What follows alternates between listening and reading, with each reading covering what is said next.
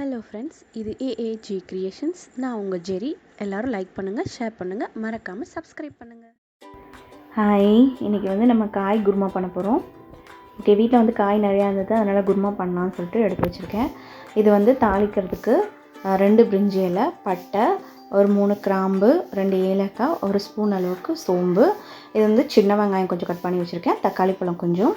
இது மசாலாக்காக தேங்காய் அரை மூடி தேங்காய் எடுத்துக்கோங்க, 1 ஸ்பூன் அளவுக்கு கசகசா, கொஞ்சமாக பொட்டுக்கடலை, அதாவது ஒரு நிறையா போட்டுறோமா கொஞ்சம் கையளவுக்குலாம் இல்லாமல் இந்த அளவுக்கு பொட்டுக்கடலை சேர்த்துக்கோங்க. அதோட 4-5 முந்திரி பருப்பு சேர்த்துக்கோங்க, அப்போ ரிச் டேஸ்ட்டாக இருக்கும். எல்லாம் காய் பீன்ஸு, கேரட்டு, ஒரு சின்ன முட்டைகோஸ் இருந்தது, அது காலிஃப்ளவர், உருளைக்கிழங்கு இதெல்லாம் சேர்த்துருக்கேன். பட்டர் பீன்ஸ் இருந்தால் கூட அதையும் சேர்த்துக்கோங்க, நல்லாயிருக்கும். ஓகே, இப்போ தாளிச்சிக்கலாம்.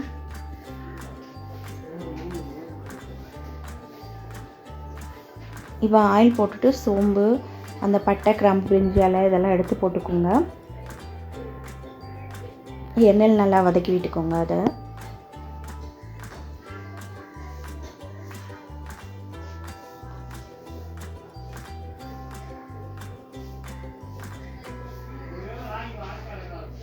இப்போ அது கூட ஆனியன் சேர்த்துக்கோங்க. வெங்காயத்தை எல்லாத்துக்கும் வதக்குற மாதிரி ப்ரௌனாக அந்த அளவுக்குலாம் வதக்க தேவையில்லை, லைட்டாக வதக்கினா போதும்.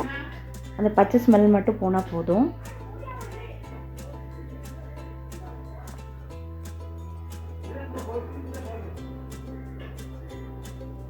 இப்போ அது கூட இஞ்சி பூண்டு பேஸ்ட் சேர்த்துக்கோங்க. நான் ஃபஸ்ட்டு எடுத்து வைக்கிறேன், காமிக்கிறதுக்கு மறந்துட்டேன்.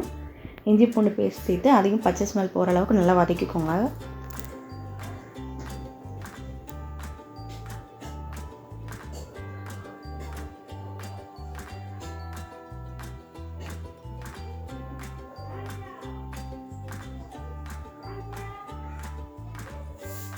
இப்போ இதை நல்லா வதக்கி விட்டுட்டு இதோட அந்த பொடியெல்லாம் சேர்த்துக்கலாம். ஒரு 1/4 ஸ்பூன் அளவுக்கு மஞ்சள் தூள் சேர்த்துக்கோங்க, ஒரு அரை ஸ்பூன் அளவுக்கு சீரகத்தூள் சேர்த்துக்கோங்க,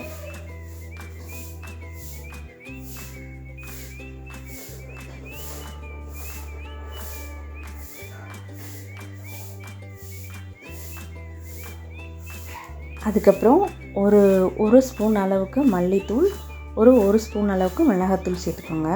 அவ்வளோதான். இது நாளையும் நல்லா எண்ணெயில் வதக்கி விட்டுக்கோங்க.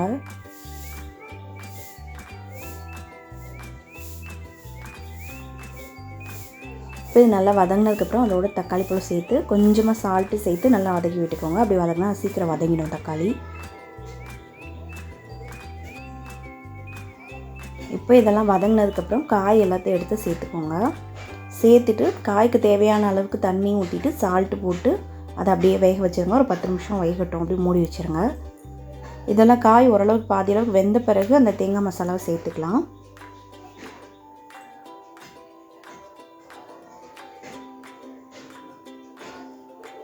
இப்போ தேவையான அளவுக்கு தண்ணி சால்ட்டெல்லாம் சேர்த்தாச்சு. இதை அப்படியே மூடி வச்சிடலாம், ஒரு 10 நிமிஷம் வேகட்டும். இப்போ ஓரளவுக்கு காய் வெந்துருச்சு. இப்போ அந்த அரைச்சி வச்ச தேங்காய் மசாலாவை எடுத்து சேர்த்துக்கோங்க.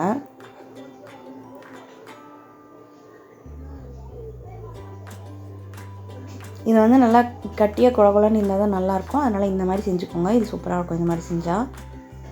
இது சாதத்துக்கு, பரோட்டா, சப்பாத்தி, இட்லி, தோசை இதுக்கெல்லாம் சூப்பராக இருக்கும்.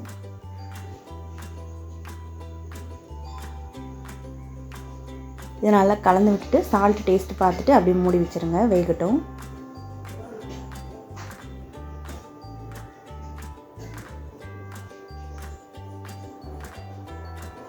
ஓகே, இப்போ காயெல்லாம் நல்லா வெந்துருச்சு. லாஸ்ட்டாக கொஞ்சம் மல்லித்தலை மேலே தூவிட்டு ஆஃப் பண்ணிடலாம். அவ்வளோதான், ரெடி ஆகிடுச்சு காய் குருமா.